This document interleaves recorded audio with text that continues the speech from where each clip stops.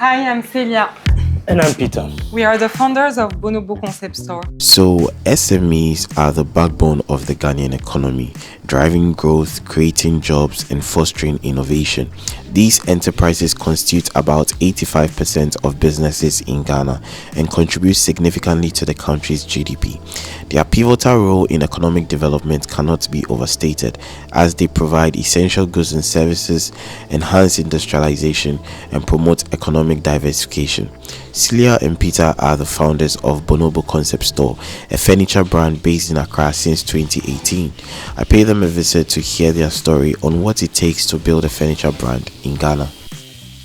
So, Bonobo was born in 2018. We both had our jobs, our respective jobs, and we were looking for good quality furniture that we could afford. But we looked around and there were no options. So then Celia had the idea, why don't we just produce our own furniture? So we started working with the roadside artisans, and we used to show them a picture or drawing with dimensions, and that's how Bonobo started. But then, considering all the challenges that comes with relying on local artisans, how would one navigate the process of scaling a business with that? That was the most difficult part, to rely on roadside artisans. At that point, we had our own way to be, to manage the production of furniture, kind of like being the middle person between the roadside artisan and the client who wanted the furniture. But it wasn't enough. We wanted to make it look more professional.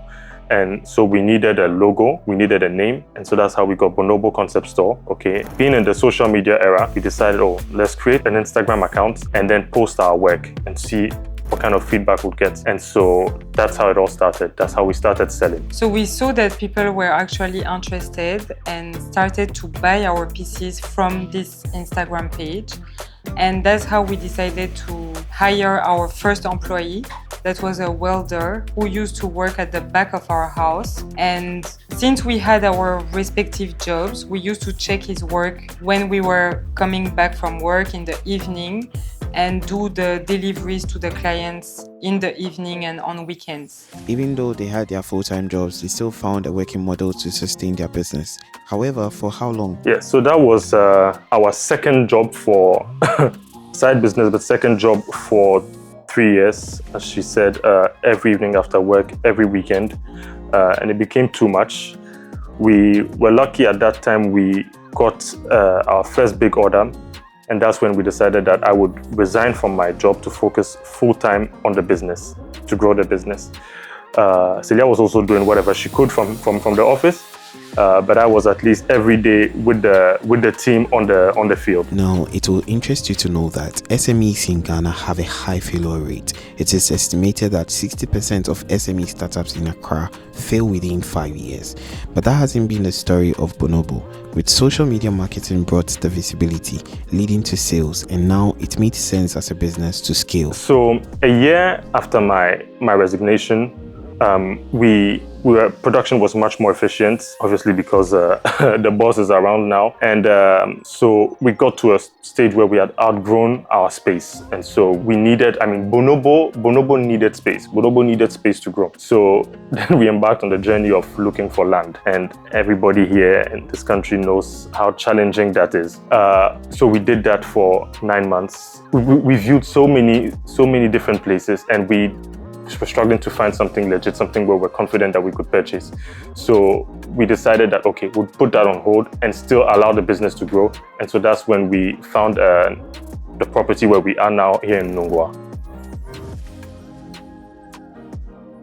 So it's been almost 2 years that we are here now. We've been able to do a little showroom and office in the main house. And at the back of the house, there is a huge lawn where we were able to build our workshop. Now we have a team of 20 employees, carpenters, welders, sprayers.